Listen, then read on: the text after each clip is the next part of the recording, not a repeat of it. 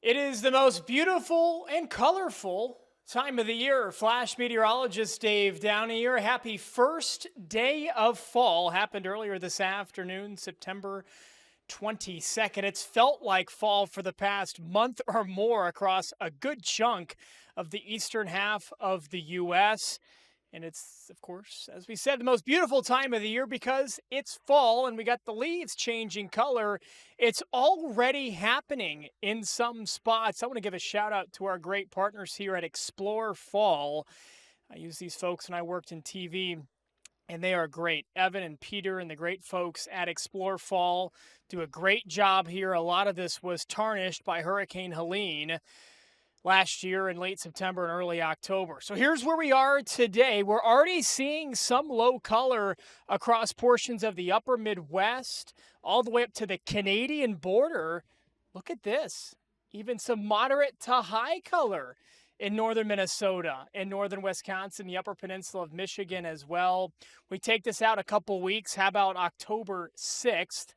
Got color pushing all the way down to the I-40 corridor, and as we head into mid-October, it's prime time for the Midwest, portions of the Northeast, and then the Carolinas prime time. The Carolinas, Texas, much of the Southeast that actually changes colors because, of course, Miami, I think these colors stay green. At least this map's color stays green of little to no color for just about the entire year. And then as we head into late November, this is November 22nd. Yeah, the show's pretty much over except for places like DFW and across the lower Mississippi Valley. We put together a really cool kind of slide deck here of fall foliage, kind of what happens, the science behind it, what encourages the leaves to turn those really vibrant colors.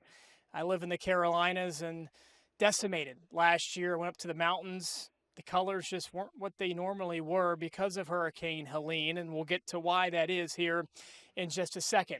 Leaves change color, in short, because the chemistry changes and the weather changes that chemistry thanks to photosynthesis and that process slowing down over the fall. Sunny days, cool nights. Those are the two most important ingredients for vibrant fall colors. The two worst types of weather, you can probably guess them. Hot and exceptionally dry. We want it to be kind of dry for those leaves to change color, especially if we had a bit of a wet summer. But we don't want it to be too wet, especially in the fall. Really wet weather can create those dull colors, and especially, of course, strong winds. If the leaves are saturated and then you get strong winds to come through, that's a 1-2 punch for not good fall colors. The bottom line, sunny days, crisp and cool nights with just occasional showers.